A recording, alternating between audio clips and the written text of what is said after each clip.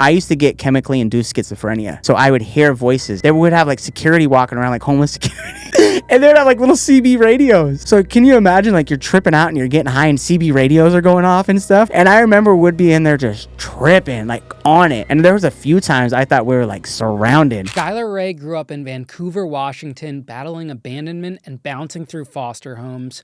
But by high school, he was drinking, using drugs, and by 18, he was homeless.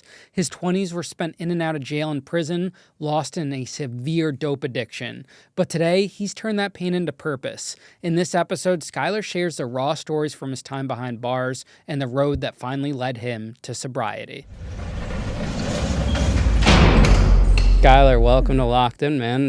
Thank you. We've been talking about doing this for a while. It's glad to have you here, and we can make this happen. Thank you, man. It's honestly a pleasure to be here. I'm grateful for the opportunity, and thank you for taking the time to see me today. Yeah, I always see you supporting me on Facebook. So Hey. I appreciate you, man. Ever since I had Jared on, I think you were in his group of people years ago. So that's when you first came on my radar. Thank you, man. And my brother has the same name as you, too. Okay, I like that. Yeah, he's a good Skyler, name. too. It is a good Does name. he spell it with an E or an A? E. E? Yeah. Me too. A lot of, I think girls spell it with the A, right? Yes, Okay. but everybody always puts my name on flyers and stuff with the A. And I'm like, you would think like if you pay me to bring me out or whatever, you would like put the E or like figure out how to spell the name. Yeah. So, this episode comes out tomorrow night, so you might as well tell people what you're in town for. Okay. Yeah. So I'm currently on the Road to Recovery tour, and what we do is we bring recovery-focused events to jails, prisons, and rehabs around the country. We have done 102 stops so far. It's me and my lady. We put on concerts about recovery and help people in addiction. And so what we do is on the 29th, we'll be in Fall River for overdose awareness right there on Waterfront.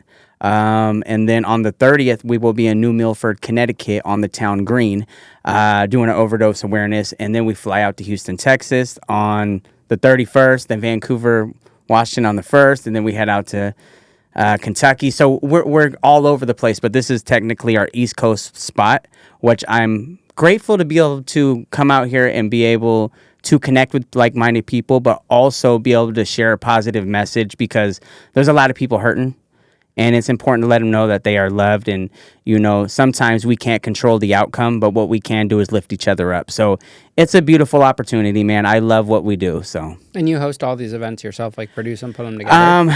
Not all the events. Most of them, yes.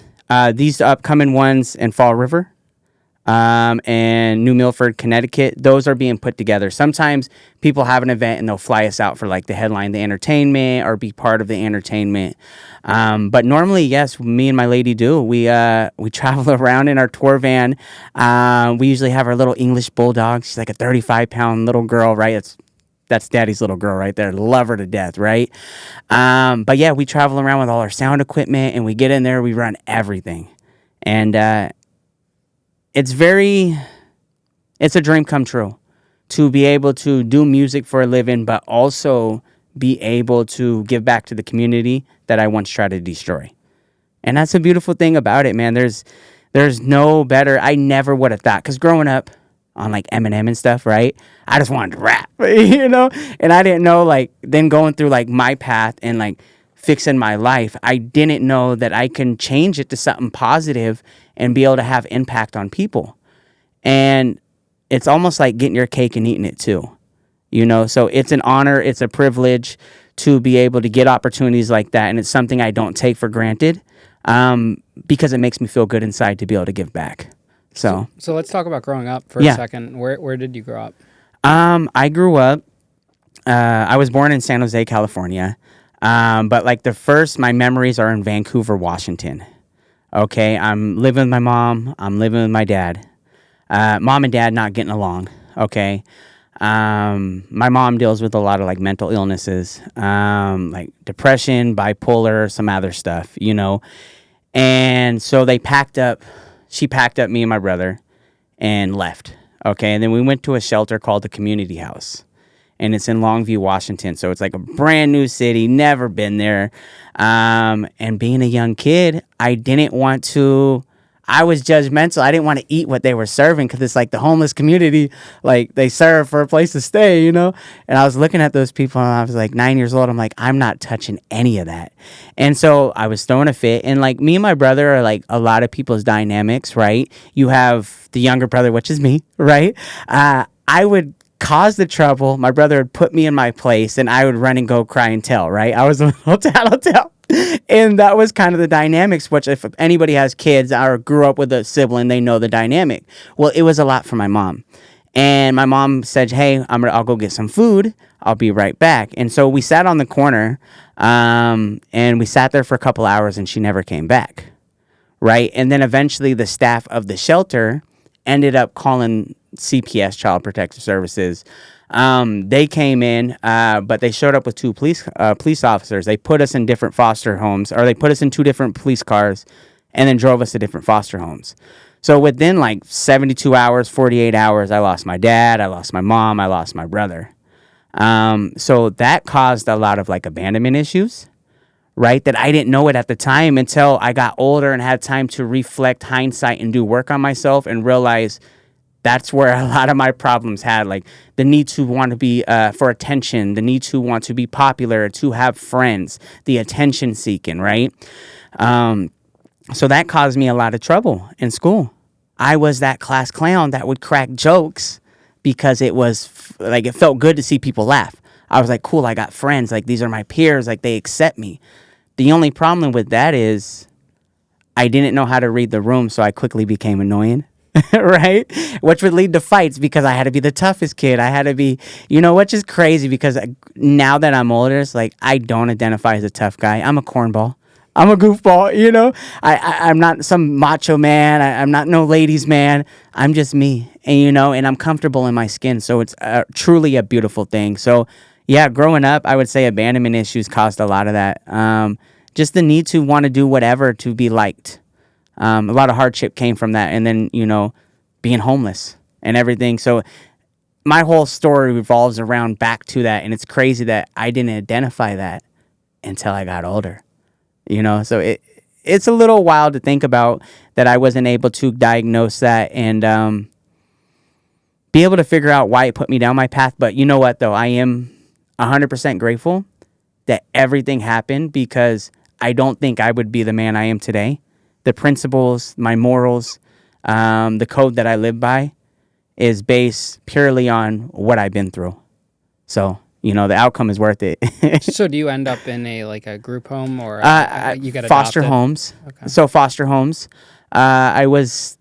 How old are you at high school? 9, so I was 9. Oh, this is before. Yeah, I was 9 years old, 4th grade. I bounced around quite a bit. A lot of were temporary homes. The longest home I stayed in was maybe a year and a half. That was with my brother. We finally got placed in the same home, and then I kind of got in some trouble, so I got moved. But yeah, there was times I was moving every couple weeks. Definitely probably 20 homes at least. Yeah, I moved around a lot. I was in one group home. That was for a week. Like I said, I was very temporary. It was here, and then my caseworkers kept changing and everything like that.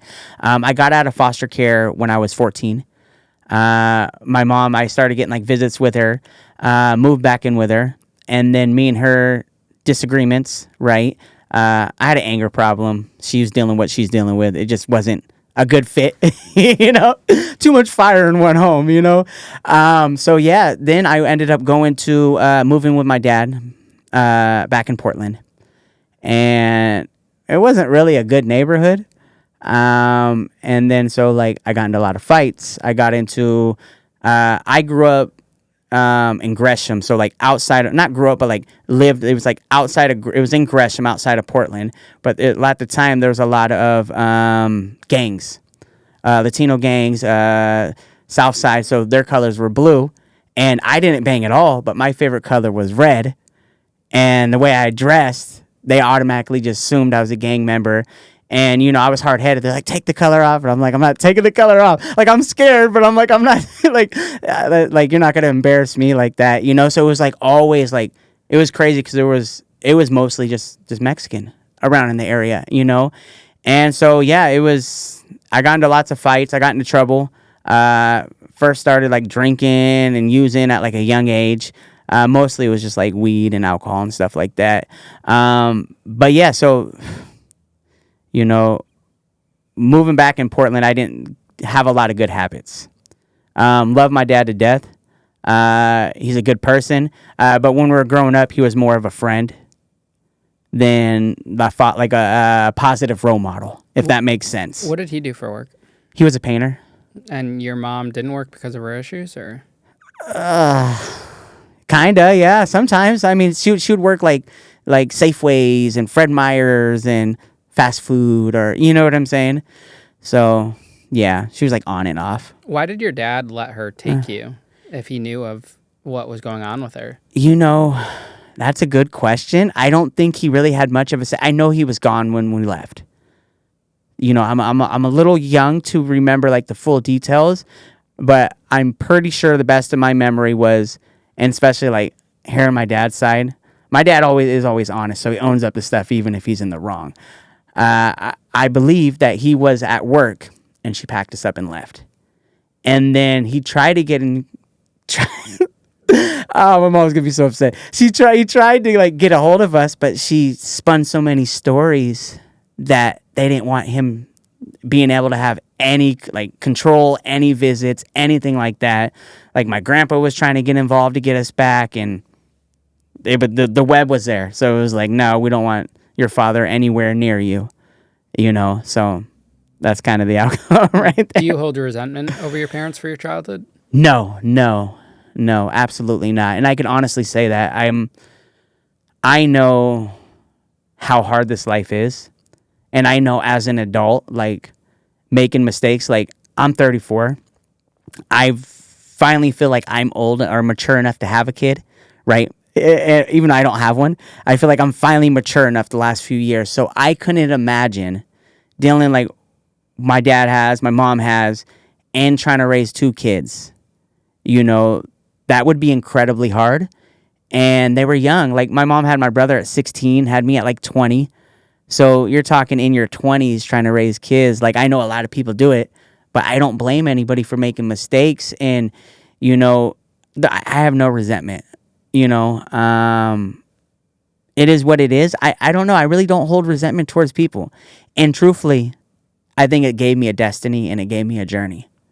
Because it has put me on this path where I have been able to not only like find success, right? I mean, that's the blessing in it all. But it find me a path where I fit in. It gave me a path where I feel comfortable and I found my peeps. You know what I'm saying? My people. And it's just like, I have people around me that love me, and I don't know if I would be in that situation. I feel like everything has led me to the moment that we are in right now. All right, so you start dabbling in alcohol and some minor drugs. Yeah. Getting into trouble a little bit. What happens? Well, 18. A lot of the trouble came when I was like 18, right? I'm homeless. I'm sleeping on the sidewalks. I'm sleeping under the bridges. I'm eating in the food lines, right? You know, it's crazy because at the time it was like I had standards, right? You know, I basically tried every drug in the book, but I'm sitting there and, you know, someone's like, hey, you want to do some dope? And I was like, what you mean? You know, they're like meth. And I was like, shh, you know, we're like outside, like, oh, you got some meth, you know? And I was like, yeah, I want to try, like, let's do some, you know? So I remember we went to this abandoned house and there was like 8 or 9 of us and we're getting high. We're smoking out of a light bulb. You know what I'm saying? And it's crazy because going back afterwards, like most of us just wanted to go find some more dope after that. And it kind of fell in the situation like, you know, I'm homeless, I'm out there, you know, smoking, turns into shooting dope turns into like sharing needles. Now you got Hep C, now you're running around just gliding across the floor like you're Chris Angel across the city blocks. You're about 5 different colors, you're all picked out, you know, but I'd be sitting there and I remember someone approached me and was like, would you like to sell some dope? And I was like, this actually makes sense because for one, I can get high on my own supply. Like this is perfect, right? I don't have to beg. Like I'm moving up like upper echelons. Like I'm the man in supply now, right? And second of all, like my friend group is now all customers. Like what? How perfect is this? Like the only people I hang around with constantly wants to buy some. I'm like, yeah, this makes sense. So started selling dope. right? Which led me to the jails, which led me to prison. Like, I'm out there selling dope, and it's crazy because I would always you get picked up something as minor as probation for like trespassing. You're homeless. Of course you're trespassing outside. You're downtown city of Portland, Oregon, sleeping on the sidewalks. Yeah, they're going to trespass you. So now you're on probation. And if you're on probation or parole, anybody's dealt with that. Anytime the cops come up, they can search your pockets. So that spun out of control quickly. Can you explain the light bulb thing? Because I've seen that before in You've never movies and Okay. references. Like, Yeah. why do they use a light bulb to smoke dope? Because no one has a pipe. No one has a pipe, or the store that sells it is out, or it's closed, or no one has ID. Dude, we used to. There's a movie theater downtown, so I'm on 8th and Oak. If anybody's watching this from Portland, so downtown, outside of a place called New Avenues for Youth. If you go up like 5 city blocks and take a left, like down to like on 6th, there's a movie theater, and they used to have a low ceiling, right, where my little self could jump up and grab them, right? We would unscrew the light bulbs because they would just have like thousands of them hanging up, like the doorway lit up, So we'd grab them, and I used to be able to just open it with my teeth. I just right? And then you'd open it, and then you dump the ends out. You pour the water in it, shake it up, dump it out, and then you just put the dope in, and then you have like a little straw, and then you just twist it. And just it's crazy, but it's like there's no like I can't use today.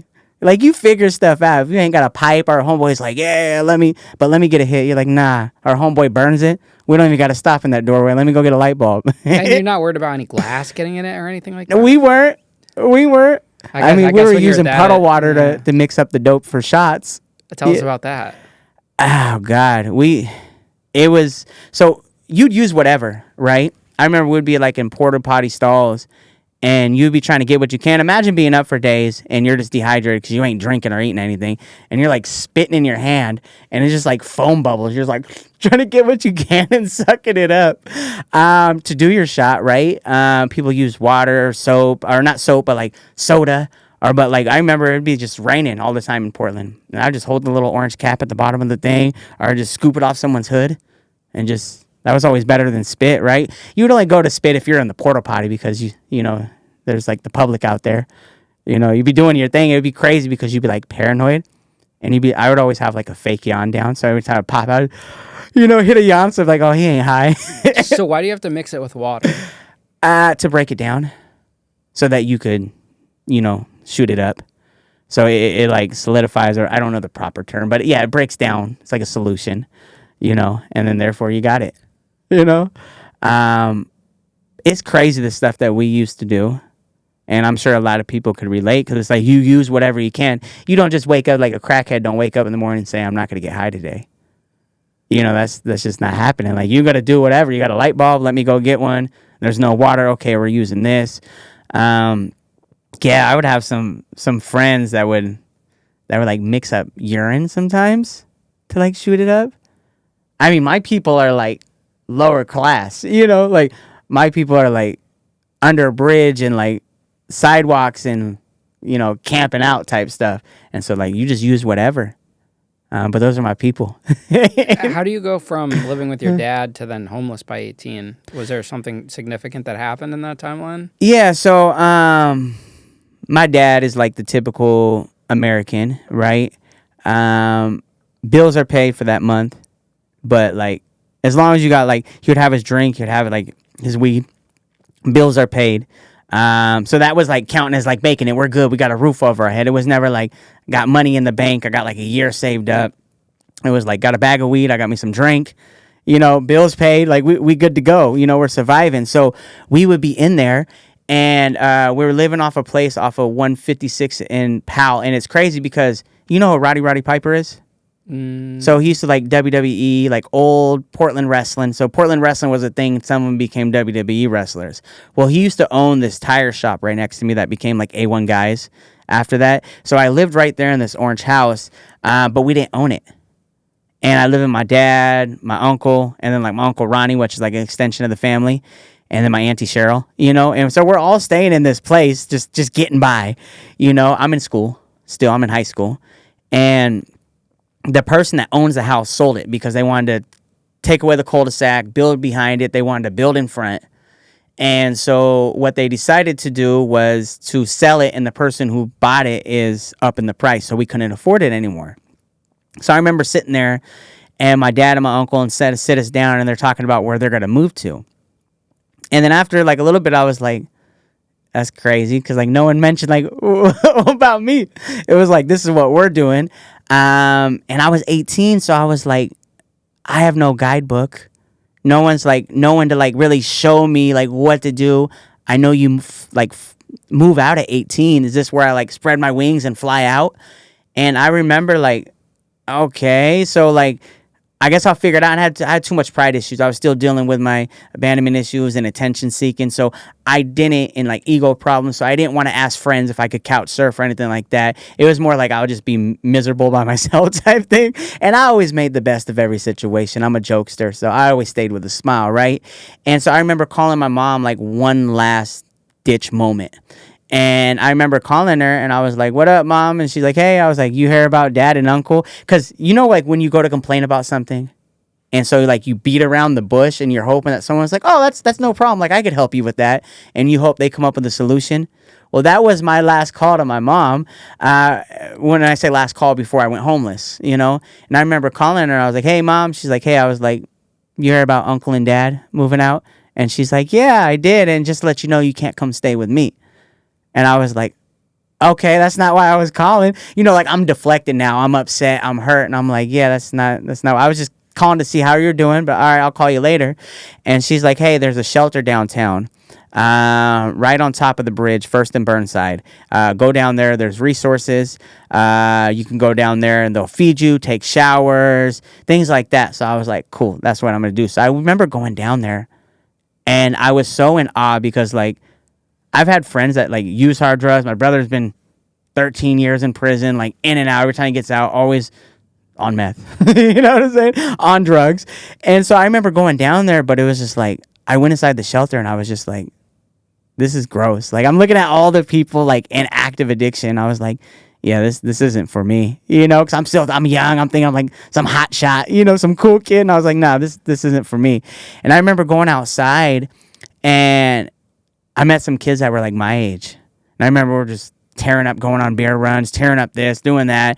And I was like, this is kind of cool. And I believe that's where like the first, like, it was insane because there was a period of my time where I was obsessed with just hanging out and like being homeless. Like that was the life, and like using every day and partying. You got to imagine, I'm 18 years old, right? And I fell in love. I became addicted to the chaos. And I think the reason for that is because being an 18-year-old kid, you got schools, you got responsibility, and now you're literally partying all day and night. Stay up as long as you want and party, pass out wherever, wake up and continue the party. Like that's attractive for a young kid, you know? And so I found myself in this cycle, and I kept going to jail once I was on probation. I kept going to jail. I kept going to prison. I've only been to prison once, but I kept going to jail, right? And it's crazy because I would do 6 months. I would get out for 3 days, go back, do 9 months, get out for 6 days, go back and do another 9 months. Like that was a real stint. And the reason for that is because I wasn't even smart about my business.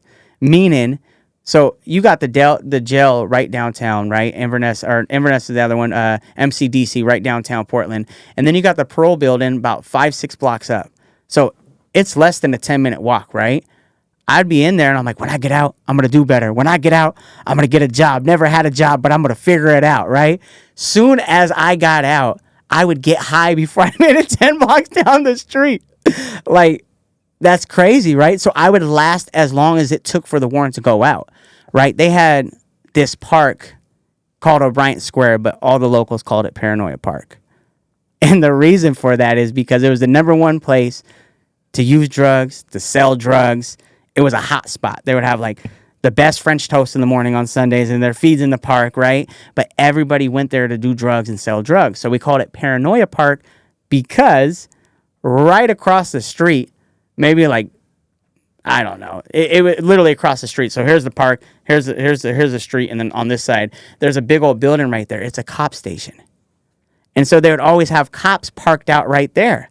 right over on like 8th and Washington. So you got all these cops out there. They'd sit there, have their lunch, doing paperwork outside, as dudes up there just like slamming dope. And you're like, what? It's so insane to think about, but you quickly get comfortable with that routine.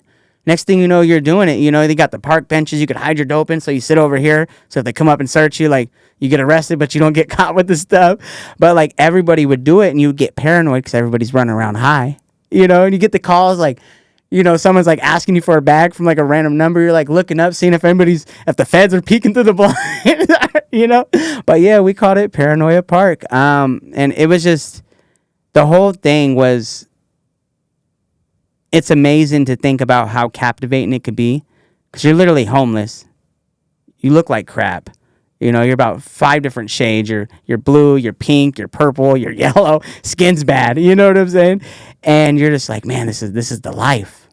You know, all your ambitions like go out the window, and that's all you want. And you're just upset. You keep getting put in timeout, which jail, whatever. You know. What do you think is a misconception the public has about these homeless addicts? I mean, we see it all the time. Yeah. There's guys that are clearly struggling with addiction, that men and women that are homeless, you know, and you're someone that's been in that position. Yeah.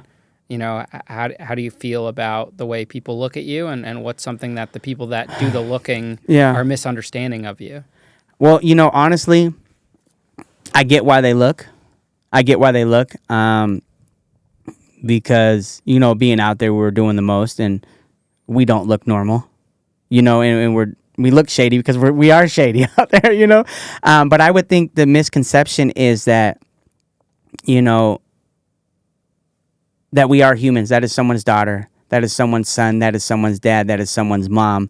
I don't think people really understand that there's a lot of like mental illnesses that go behind addiction. You know, people aren't just out there running around high because life was perfect. You know, maybe they're off their medication. Maybe there's not the right type of funding to get these people transition the way properly. Don't get me wrong. A lot of people don't want the help, and a lot of people don't want the transition. But a lot of times that is the mental illnesses. You know, so I think people just disregard them or think of them as low lifes. And, you know, but there's a lot of good people out there, you know, that are constantly overdosing or dying in the doorways or just never make it home. Because people want to sweep it under the rug or things like that. I don't get me wrong. It's up to the person to make that change. And, you know, it's up to that person to save themselves. No matter what somebody does for somebody, if they're not ready to put forth with action or back it up, it's not going to happen. Right. And so but I do think there's a misconception that people are just like dirt, or they have nothing to use, or they're not useful to society. But it's like, I've known quite a bit of people that have got clean and have done a lot of amazing stuff. And it's like their story's not over with. You know, they still might have a lot of crime in them. They still might have a lot of using and bad stuff. But it's like they could actually offer a lot to society. You know, and that is someone's family member. So I think if people think about that more than twice, like, what if that was my son? What if that was my daughter? I think people might be a little bit more harsh, you know. So now, at all the homeless people you've been around and have lived with on the streets, how many of them do you actually think have exhausted every remedy and have genuinely tried to turn their life around, become stable, and they just haven't been able to get there, and that's, you know, and they've genuinely tried. I don't think very many. So it comes down to the individual then. Yeah, I think it comes down to the individual. I mean, I don't think too many people have truly tried. They may have felt like they truly tried. It may have felt like doors have been shut in their face, you know? Like, we see some homeless people and they're asking for money. Yeah. You know, and that's a very real situation. And you kind of think to yourself, well, has this person exhausted all remedy to try to figure out a way to make the money that they need? You know? A lot of times they're just wanting to buy drugs. And I can't say everybody. I know people that really do like hold the signs and like money for like a room for the night, and they really do go get that. Yes, people do. And I'm not saying, you know, it could change in the area, but the people I personally know, I only can speak on my own experience, is when I was involved with the dealing, right? I used to know people that would fly signs or front of a bag or things like that, and they would go fly signs and come back. What does fly signs mean? Like the cardboard. Oh, okay. You know what I'm saying? You're out there like, oh, need food, my dog's sick, or whatever the the reason is on it. Yeah, go fly signs. They'd, make $40, $100. And I mean, they're homeless. What else are they going to do? So, I mean, they're chilling on the sidewalk anyway, so they might as well sit up there. They get their money. They send, like, their boyfriend off or their girlfriend off, or, like, take a quick break, go get some drugs, come back.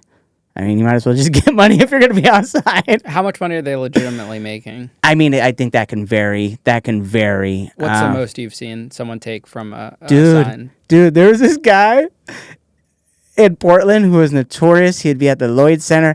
I don't know how much he would make, but I know he would make so much money because he would sit out there and he was like, handicaps. I want to believe he's a handicap, but I mean, about to tell his story. I don't know if he is.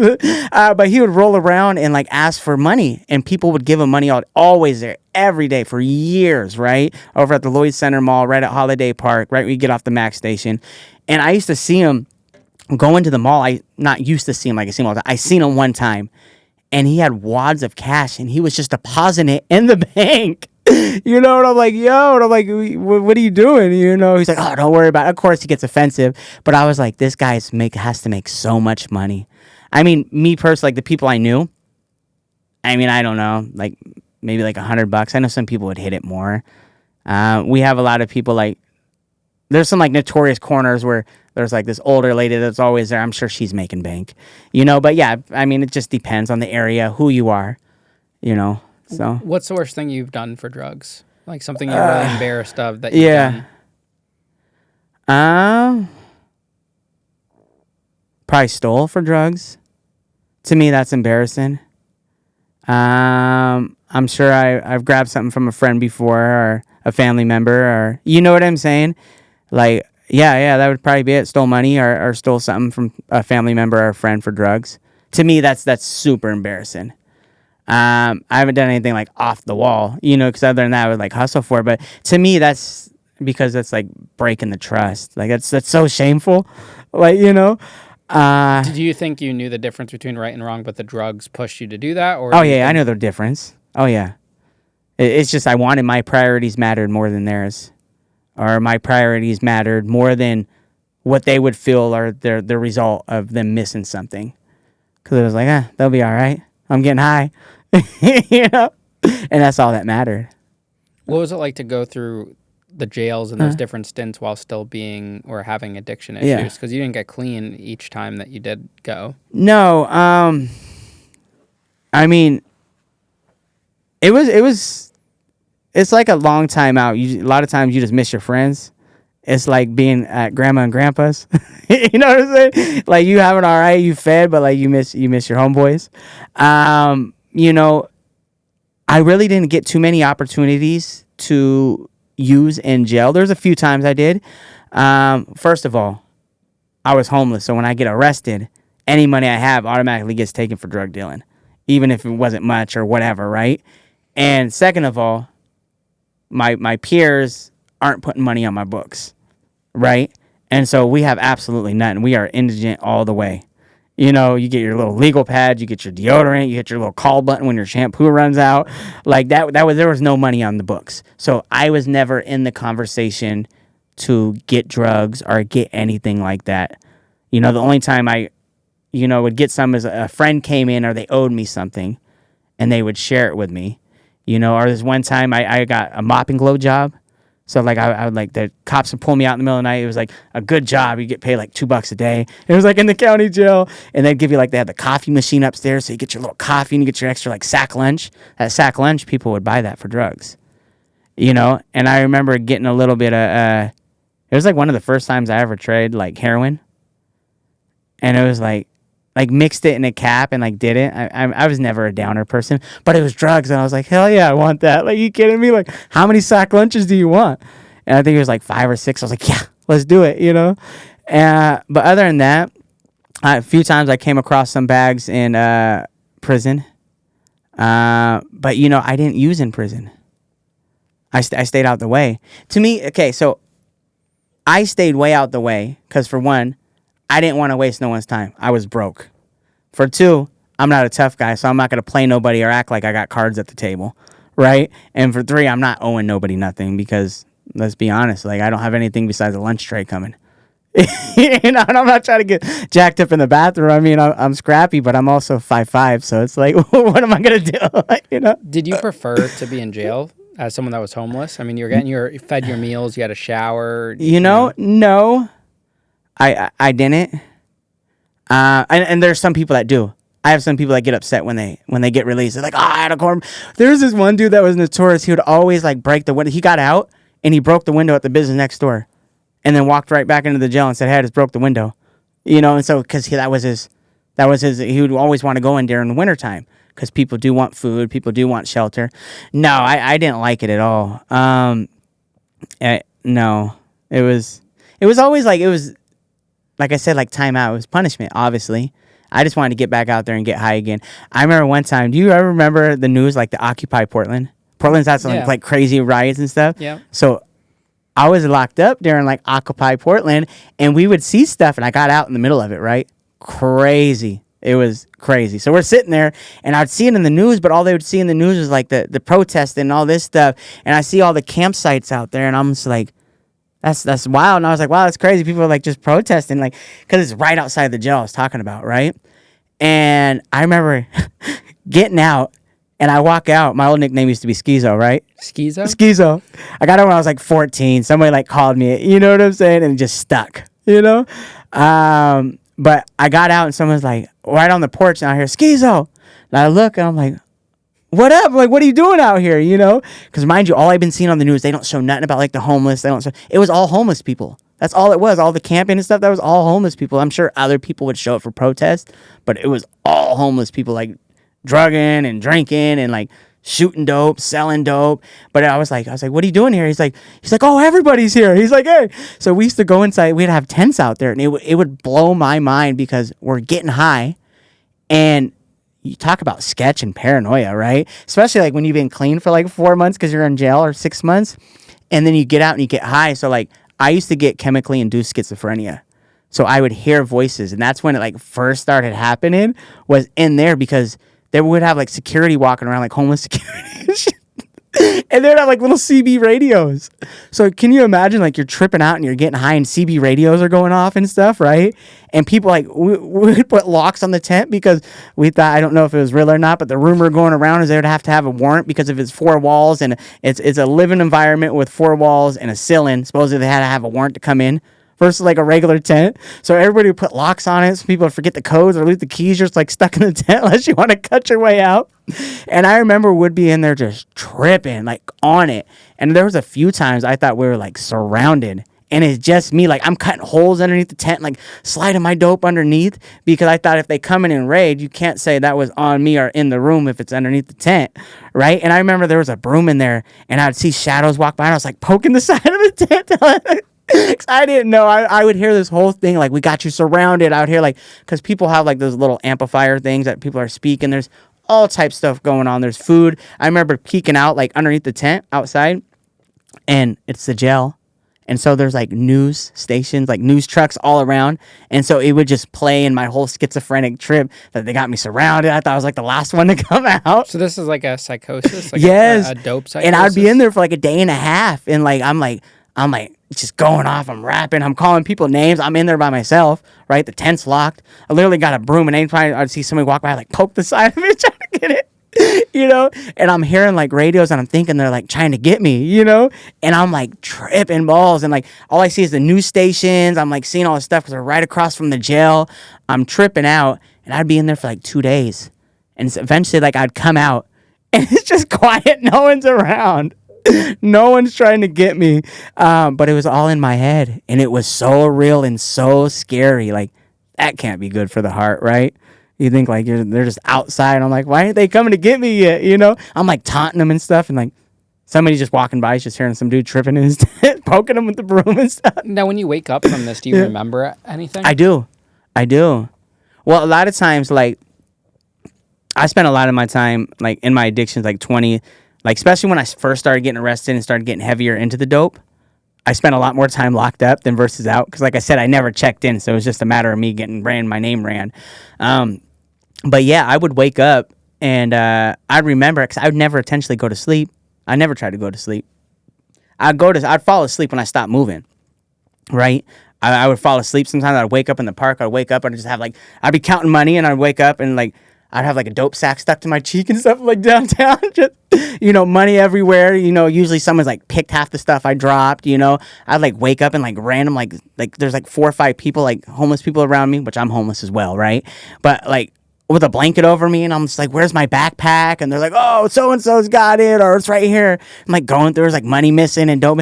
I promise you, every time I'd fall asleep somewhere randomly, there'd be like a crowd around me when I woke up, because I was the guy that would have some stuff, And so like, dude, I would get so paranoid. I used to sleepwalk around the city. So I'd go from like 8th and Oak, right? Or Paranoia Park, which is the next block over, and I would literally walk my routes that I used to go make money at. You had Elephant right on this side of Burnside. They call it Park Blocks, but there's an Elephant there. I remember I'd be stuck in there for a few times. If people put up cardboard, you go underneath there to do a shot, and you're too paranoid to get out, so you're stuck under there for like 24 hours, But I'm walking, and I would just sleepwalk, and I'd go from like Elephant down to Red Doors right next to the Roseland Theater, down to like Burnside, Skidmore Fountain, loop back around to Voodoo Donuts, all the way back up there. And people would have videos of me filming me, and they would show me when I wake up, because I wouldn't intentionally go to sleep. So I'd fall asleep while I'm so stressed out walking that I would just keep going. I guess like cars would like stop in the middle of the street, like honking at me. I'd like bang their hood, yelling at them, but I don't remember any of that. So it depends how deep of a psychosis we're talking, right? If I'm sleeping, and this would happen often. I'd wake up, like my headphones would be missing, my phone's missing, my hat's like a block down the street, backpack's missing. I would always lose everything every time I would go into this. But I'd be so paranoid, like it could be like one of my best friends, and they'd be like, what up? And I'm like, what up? And I'm like, he's looking at me crazy. Like, he's like, hey, you want to go back to the hotel room, or I want to buy something. I'm like, nah, he's gonna rob me, or he's the feds right now. So I would just walk and walk and walk and walk. And there was times like, my feet would just be hurting because you're homeless, So I'd be like in the city blocks, and I'd be sitting there sleeping. I don't know if the wind blew me over, I fell over, or what happened. Miscalculated the bench, just ended up on the ground. But people would have videos of me, and I'd be on my back, and my feet would still be moving, right? I would get paranoid and sketch. I was definitely not built for drugs. That's for sure. Give us some good jail stories from your time in jail. It was funny. I got this one. It's kind of inappropriate. So I was telling my lady about it. She's probably out there laughing right now. So there's this. I was coming off dope because I don't have too many crazy ones. So I was like, oh, this is the one I'm going to tell, right? And I'm in there, and I was coming off dope, and I've been in there for like 2 to 3 days. And I'm on the top tier, and I remember looking out, and I'm like, okay, like no one's there. Like I'm so groggy. Like I would usually sleep for like a week when you go to jail, right? Because you're coming off dope. And it was like 2-3 days in, and I go to lay down, and I go to rub one out, right? And I'm sitting there, and I'm laying, and I don't even have the blanket covered. I'm just like falling asleep while doing it because I'm so out of it. Oh, so embarrassing. And look, and the cop that was working happens to be like this young deputy who just started. Like everybody would flirt with her. The guards would flirt with her. The inmates. She had to be like 22, 23. Everybody thought she was attractive. I didn't even know she was working that shift because I was so groggy when I looked out. I just didn't see nobody. And I'm like about to fall asleep, and I'm just doing my thing. And I hear a bow on the door. No. And I look up, and it reminded me of like, when your dog pees on a carpet and you're like, no, And I'm sitting there, and I look, and I see her face, and I'm just like horrified, And I just throw the blanket over. I curl up in a little fetal position and roll against the wall. I didn't want to look at anything, I was like, please just let this pass. Please let this pass.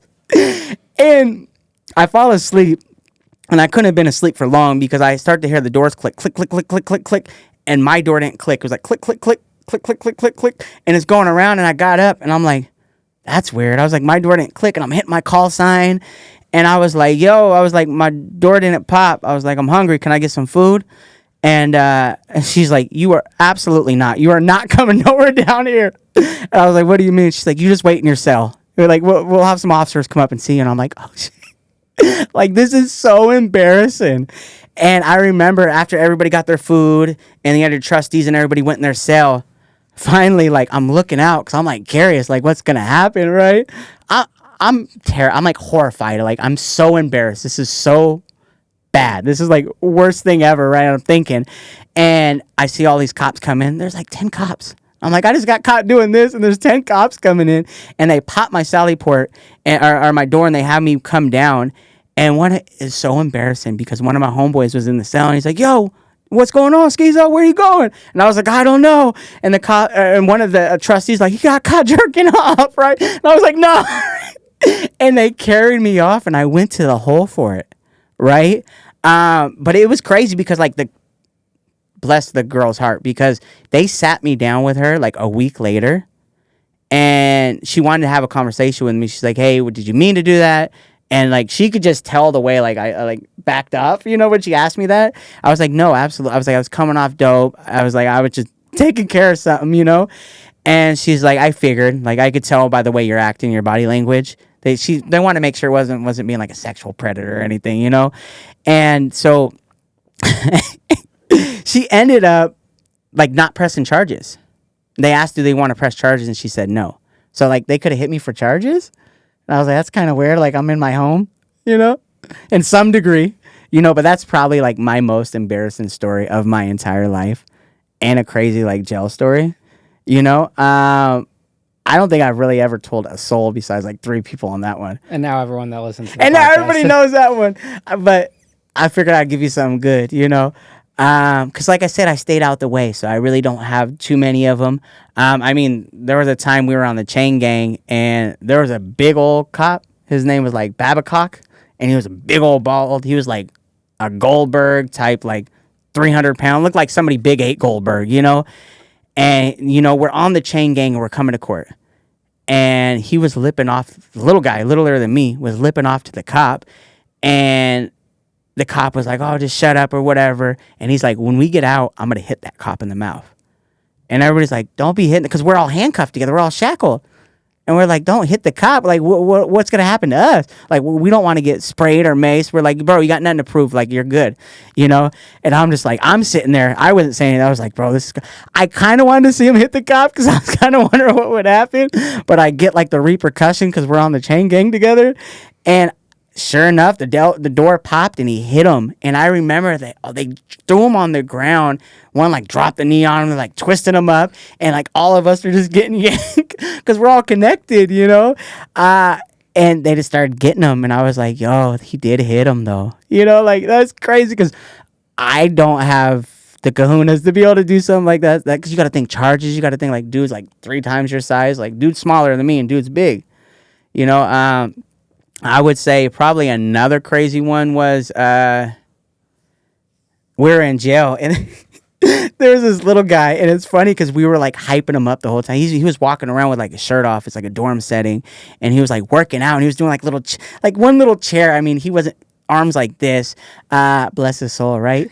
And he's like doing little workouts. We're like, man, you're getting big. We used to always hype him, be nice to him because he was a nice guy, probably in like his 30s, but he would work out for like months in there, and like he'd go to visits and like feel good and feel buff, and we'd always hype him. Well, there was like this big bully dude, and he was mean to everybody, and a lot of people were scared. I was kind of scared of him. Dude's big, like you might get a hit in, but you're probably definitely getting toasted. You know what I'm saying? Dude served most of his life in prison, from what I know. Like I didn't want no smoke. I was like, hell no, I mind my own P's and Q's. I'm trying to I got good time and shit, But dude was telling us, we had like our little cubby area. You had a bed, and a bunk bed like that, and then each little cubby section, like 80 people in the dorm. Well, we were all talking, and the guy was like, hey, shut your mouths or something like that. And he was like, it was disrespectful. Everybody was quiet. Everybody's like, okay. We ain't going to say nothing to him. Biggest dude in the dorm, has a reputation of fighting. And the little guy says, I'm not going to shut my mouth. And I was like, yo, hey. And I was like, it was one of those things, like, I wouldn't dare fight this guy, but I'm curious if little man's going to fight this guy, right? And because I'm little and he's little compared to me. And so he's been so hyped up, like, the last few months thinking he's getting big and buff. He's, like, started talking shit. And the guy's like, we can handle it right now. And little dude gets up, takes off his shirt, and he walked to the bathroom like he was Stone Cold Steve Austin. Just the glass breaking. That's how I was picturing it in my head. And I was like, this is insane, right? And they get in there, and I see big dude and little dude, because the way the bathroom's set up with the window, you could see it, but it's like starts right here, right? So like little dude, you barely see like from like nipple up, and you see him just kind of get in there, and they were hyping him up, but everyone at the end was like, no, don't go in there, don't go in there. And he did it, and the big dude hit him one time and just dropped him with the slowest left hook and just melted him. And dude's just like laying there, and all the guards come in and they start tasering big dude. And little dude, it's crazy because, like I said, you only see like this much. And little dude hops up, and you see him all frantic because he comes from being knocked out, because he's laying there for like 15 seconds, and he's frantic. And you see him just dive like this, and he starts hitting the big dude, and they start tasering him, right?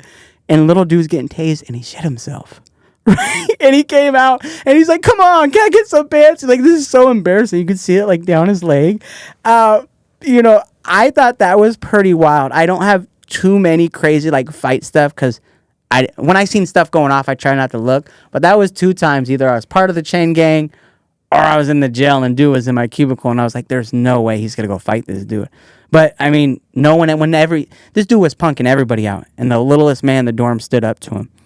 Didn't do much, but he stood up to him. So how many years were you going through the cycle of in and out of jail and homelessness and addiction? Yeah, I would say in and out of jail, I probably did about 5 years total, jail and prison time. The last time I got hooked up for like 24 months. I don't think it was more than that. Maybe pushing 6 at the most, but 5 to 6 years, I would say about 5. And it was just in and out, man. I even had a little bit of clean time for a little bit before I ended up in prison, right? So that, I would say most of my 20s. I did have a thing where I got this job, and it was a sales job. It was my first job I ever had. And I remember going in there and doing it, and they were like, do you have any sales experience? And I was like, yes, I do. If you flip to the next page, I was like, my criminal history right there, I was like, that's sales experience. I was like, it's a transferable skill. And he laughed, and he hired me, and I ended up doing really well at the sales job, right? I ended up becoming like a manager, had my own office. And you know what the crazy thing is? My private office, right, actually overlooked Paranoia Park. So it was in the bank tower, the Union Bank Tower, the U.S. Bank Tower, right above it. So when I thought the feds worked up there, it was just people selling credit card processing. That's all it was, But it was crazy because I'd be up there like in a suit and tie on salary and stuff and getting bonuses. And I'm just looking down there, and you see your old homeboys just tripping and geeking and tweaking, Yeah, you see them moving and grooving. I was like, that's kind of crazy. But, that quickly fell out of control because I thought I could drink. Turns out I can't drink. Anything I do, I'm just out of control. And then cocaine went around. And I thought I could do cocaine. It's a sales job. Rich white people. Or not rich white people, but people in sales and jobs and suits. There's cocaine going around. And so, we started doing that. And then quickly I couldn't afford it. So then I went back to my drug of choice. And so then from there it fell back out. And then I ended up in prison this last time. So, there was probably a good 10-year period of addiction and jail and prison, at least on the hard stuff, What did you end up in prison for that last time? Delivery. Yeah. So it was delivery and possession. That's it. Because in a lot of times if they catch you with little enough weight, the first delivery is a slap on the wrist. And so I got that, and then it was just possession charges. And then this last time I got delivery. And then it automatically sentenced me. They were trying to give me, I think it was 60 or 90 months. I can't remember exactly what it was. But I remember taking the call from my lawyer, and it was I was being hard-headed. I was I want to fight this. When you're guilty and you're nah, they don't got it. They don't know. And then you're lying to your public attorney. Because I'm their public attorney. They work for the jails. They probably just gonna run around and tell the cops what I did, So I'm nah, I didn't sell no dope. And I'm thinking I tricked the whole system, right? You think you're clever. And I was I'm gonna fight it. And she comes back and she's you can fight it, but just to let you know, you're looking at this amount of time, or if you take the plea deal, we'll give you 24 months. And I was sat for a day, and I was you know what? Let's just get this wrapped up. I already got 5-6 months served in county. Let's just get it over with, So Yeah, that was probably the best outcome for me, honestly. How old were you when you got out of prison? I was 28 years old. I got out 2 days after my 28th birthday. And are you sober when you get out? Yeah. I was sober when I got out. So I got out because I was clean the whole time I was in there. I had gate clearance. So we'd go out there. People would be like bringing stuff in, drugs, whatever. I would bring in like the stuff you really can't get caught. Like, brought in a few lighters. We know how that gets in there. But you had to get the commissary because I had no money on my books, right?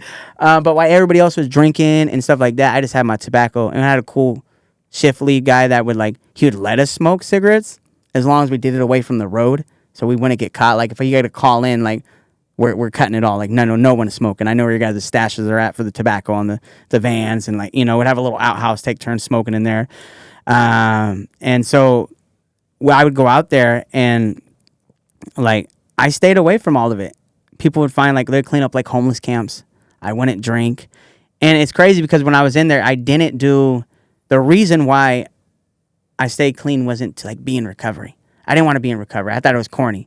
I thought it was cliche. I didn't want nothing to do with it. And I sure the hell wasn't going to a meeting because to me, that was a punishment, right? You don't go to a meeting. You don't get your slip sign. You go to jail. Why would I want to volunteer for that? That don't seem like something. That's like a punishment, So when I got clean, I was sitting on my bed and I was thinking about, what do I want to do with my life? I've been doing music since 11 years old. Want to do music since 9 years old. That was always my passion. When I first heard Eminem, 1999, I was like, this is it. This is all I ever want to do. I want to make people feel what I felt when I listened to his music.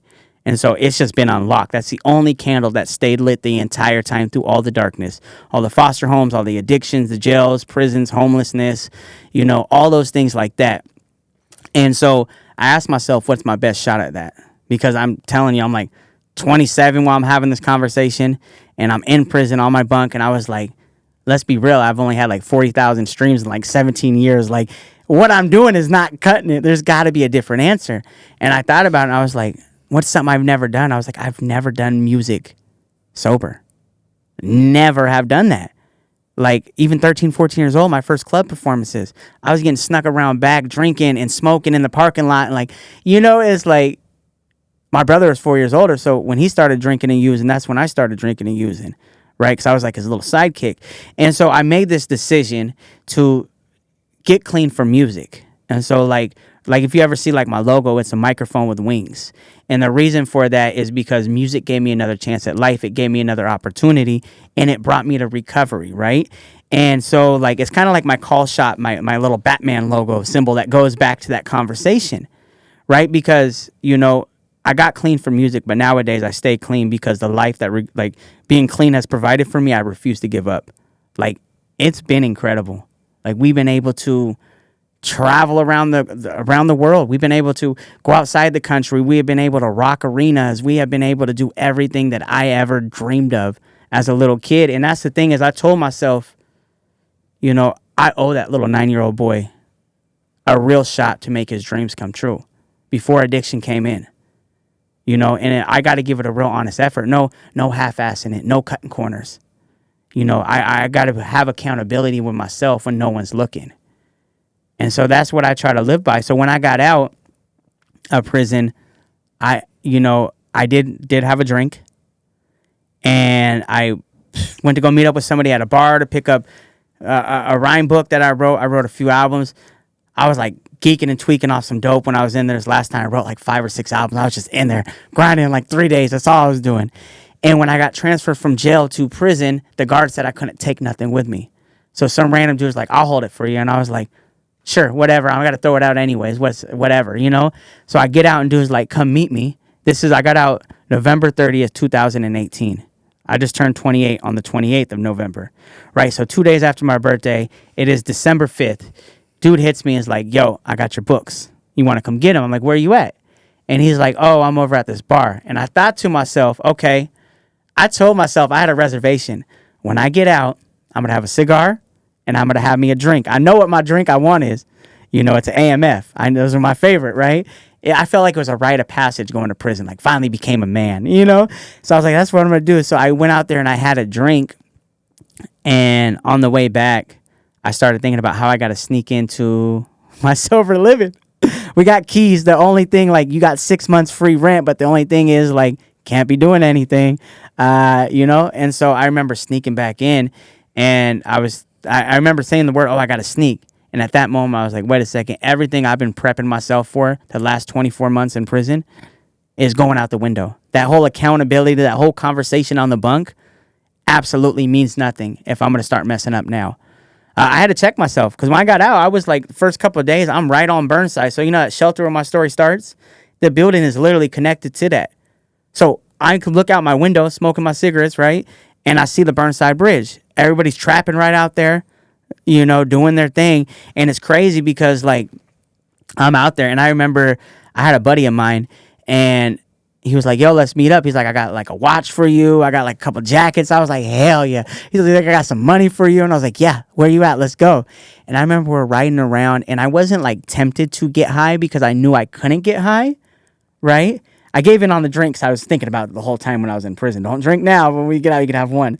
And so, like, everybody's getting high, like, and I'm rolling around in this car, and it kind of hit me how sketchy it was. Because I know everybody's got warrants. Like, this car's probably stolen. They're literally passing around the dope pipe. Like, you want to hit it? And I was like, nah, I'm good. And I'm kicking it with them just because, like, the watch, a couple of jackets, and a little bit of money in my pocket, And I remember getting back thinking to myself, like, I laid in bed that night and I was scared. And I was like, all it takes is getting pulled over one time. No one's going to be honest about who's the dope in the car is. Everybody's going down. They'll sort it out later. But it's like, I just got out for that. Like, I'm going to lose everything. And I was like, I was mentally prepping so hard in prison about what I'm going to do. So when I get out, I hit the ground running. I was like, I see it all disappearing. And from that moment, I was like, it's time to make that change. And so I started changing how I moved and realized, like, I can't be hanging out with old friends. I got to set boundaries. It's okay to love them from a distance. Doesn't mean you don't love them, but we have to put ourselves first. What do you think scares someone the most about recovery, about getting clean, getting sober? I think a lot of it is having to deal with the trauma. People have been using for so long, they don't know how to be able to fit back into society. They may have never had success. They don't know where to start. They feel like all their bridges are burnt between family, friends. They have no connection. It feels lonely.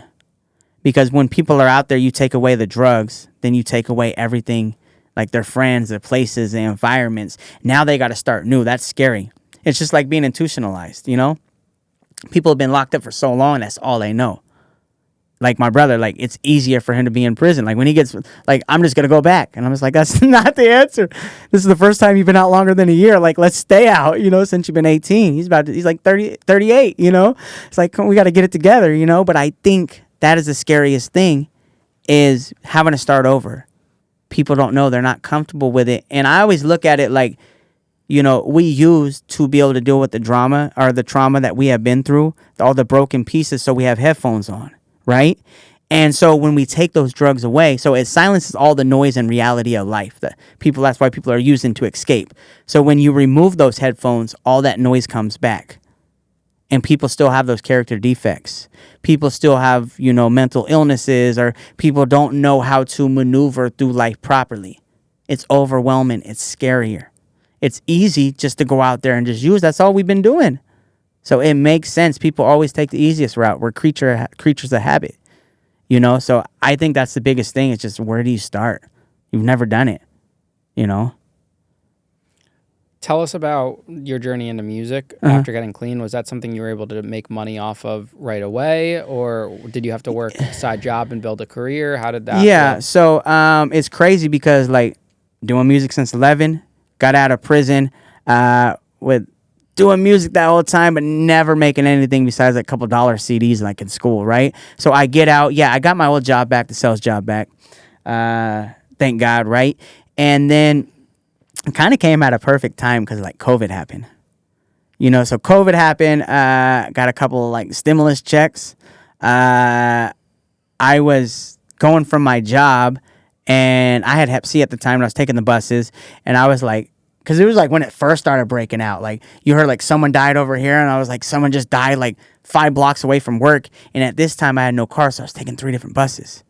And I was like, yo, I don't feel comfortable. I have Hep C. Like, I'm probably and I had kidney failure as a baby. So I was like, I'm probably the one that won't survive. Like, I can't be on all these buses, you know? And so I was getting unemployment checks. And during COVID, they would like double your stuff. They were really good because they had the base pay. Yeah. And then the stimulus checks came in. And so like I read up on a bunch of merch and just got a bunch of merch and started slinging it. Right. And I was like, yo, so many people are so supportive. Like, it was crazy. So many people were like supporting me. They were proud of me. Like, I was flipping hoodies. You know, I was flipping hoodies in 90-degree weather, 100-degree weather. Like, it's insane. Like, we still sell during hot days. It is crazy, right? But that's what gave me my first, like, real, like, oh, this is actually sustainable. Like, okay, started throwing shows. Okay, like, now I'm getting, like, ticket money because we would do, like, our own stuff. You know, even, like, nowadays, the streaming money isn't much. And... you know, it always feels like you're still broke because you invest every single dollar into it, right? The more I make, the broker I am because you just invest everything. That's how you make it afloat, right? But yeah, I think that was a transition. It was the perfect storm.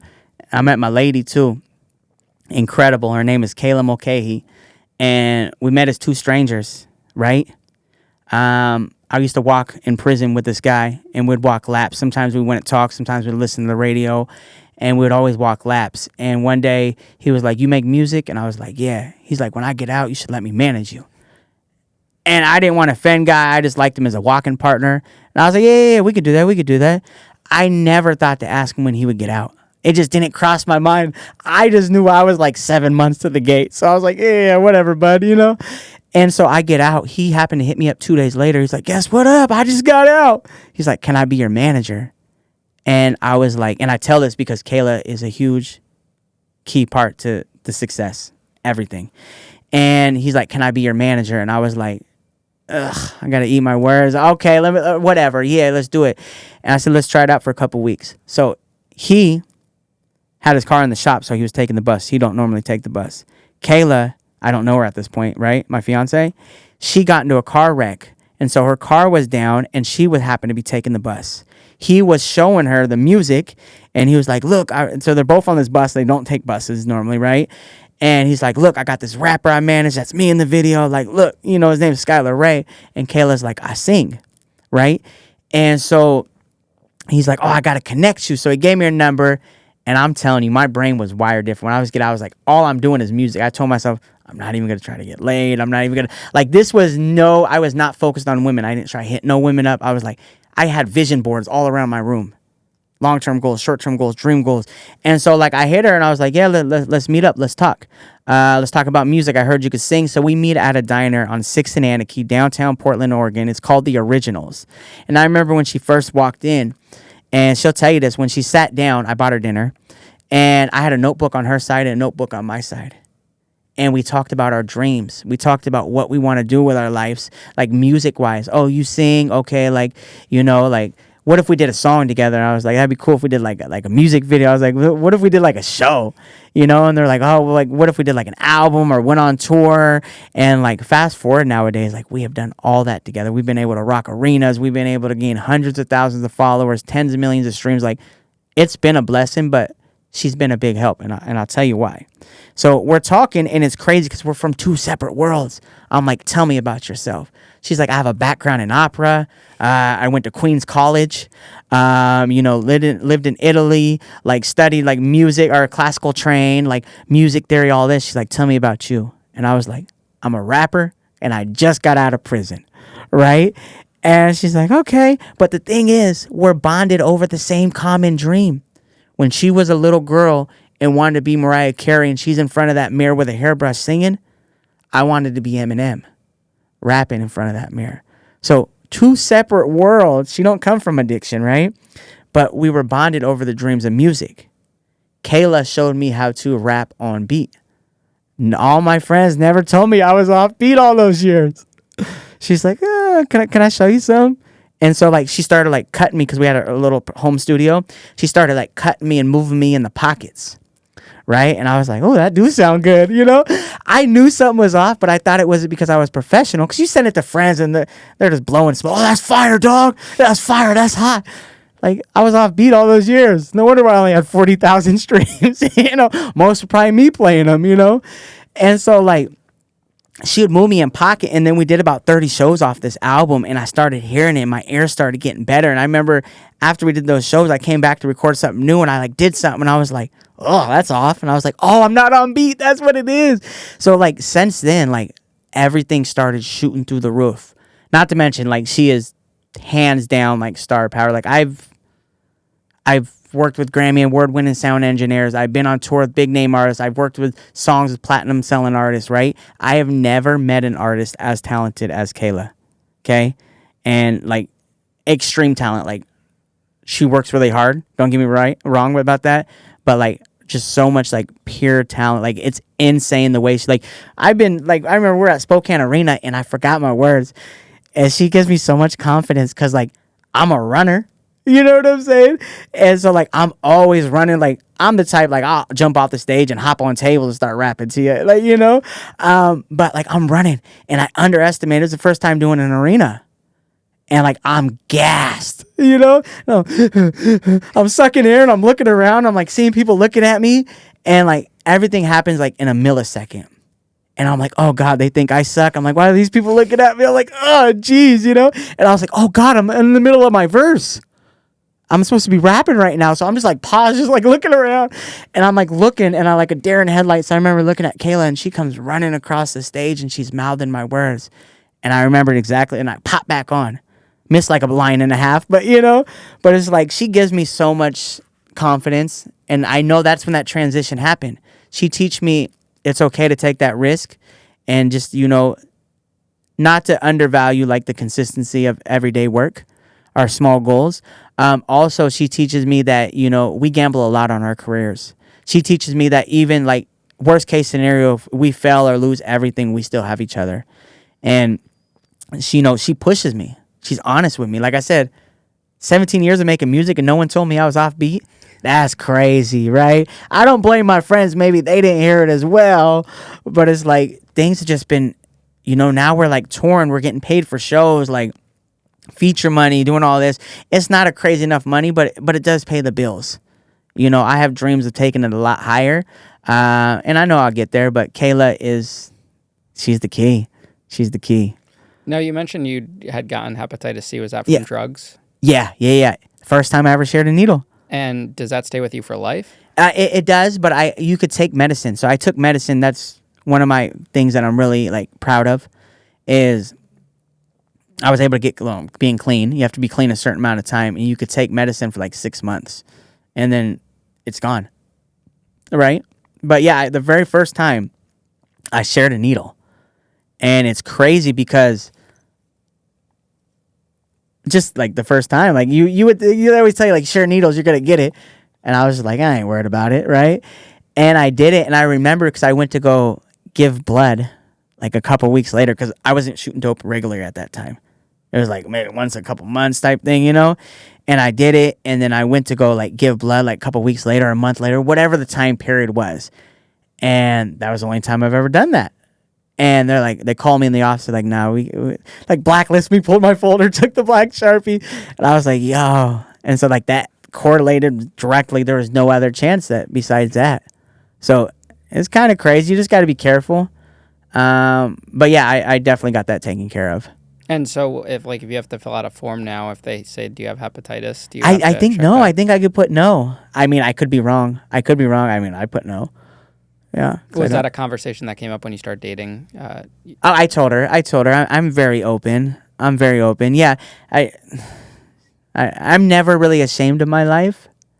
I took a lot of left turns and wrong turns, but like, I don't believe there should be shame. Should be life lessons. Like I believe in turning my pain into motivation.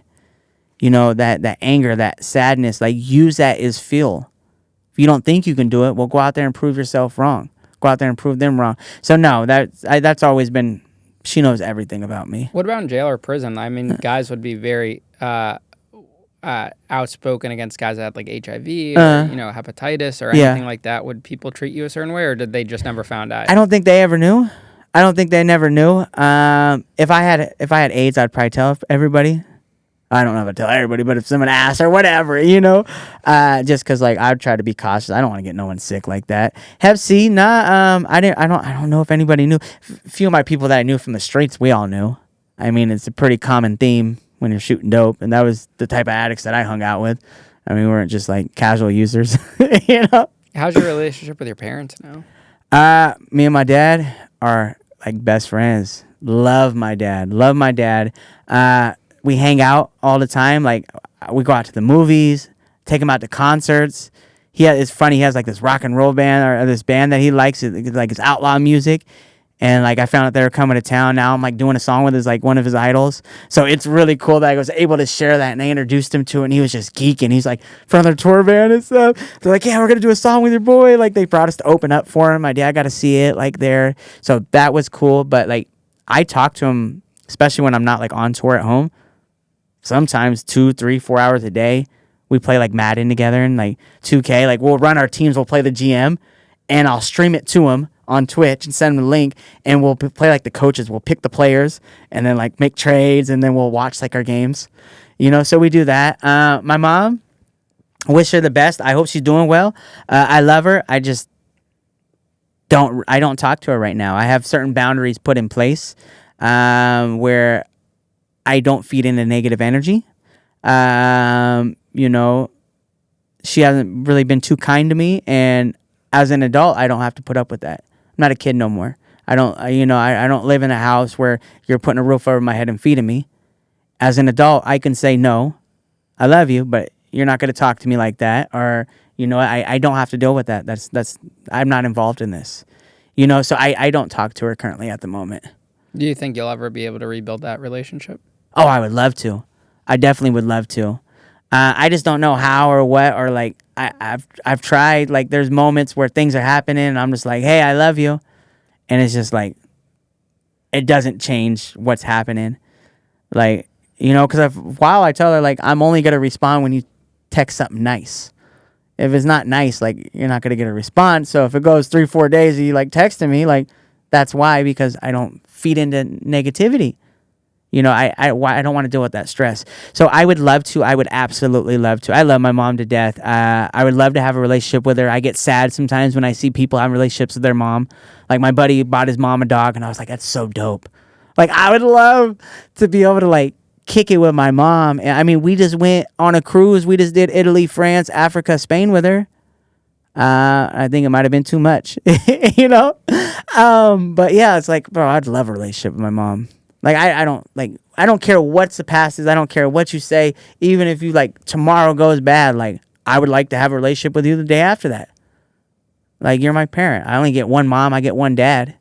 Like come on, like I'm not doing anything crazy. So let's have a relationship. What's one piece of advice you wish you had when you were a teenager? Before the homelessness, before the addiction. If you love something, go out there and do it. And that you don't have to be the best. You don't have to be the best in the room. You just have to be willing to outwork the person next to you. I wish I would have known that. For so long, I counted myself out or doubted myself or comparing myself to others. Like, I'm not as good. I'm not going to be able to handle it. And it's just like, you don't have to be the best in the room. I'm not naturally talented at music. But I do work really hard, so I find a lot of success or I get a lot of opportunities. Squeaky wheel gets the grease, right? And so, like, there's that. But also, like, if you love something, it's never too late to change your dreams or chase your dreams and start over. I think that's a big thing. People forget that. Even me, 30s, 40s, it's like we're still young. We're still like, if health goes right, we're still in the first half of our life. Like, that's like playing a basketball game. You're in the second quarter and you're down by 10. And you're like, it's over. It's like, no, go out there, score the second quarter. Like, so I think about that, man. I just want to see people win. That's all. Skyler, I appreciate you coming on the show today, man. Thank you, man. Yeah. I appreciate you. Yeah, I fully support everything you have going on, and I wish you the best in the future. Thank you. And we'll have the links to all your stuff in the description of this episode. Awesome, bro.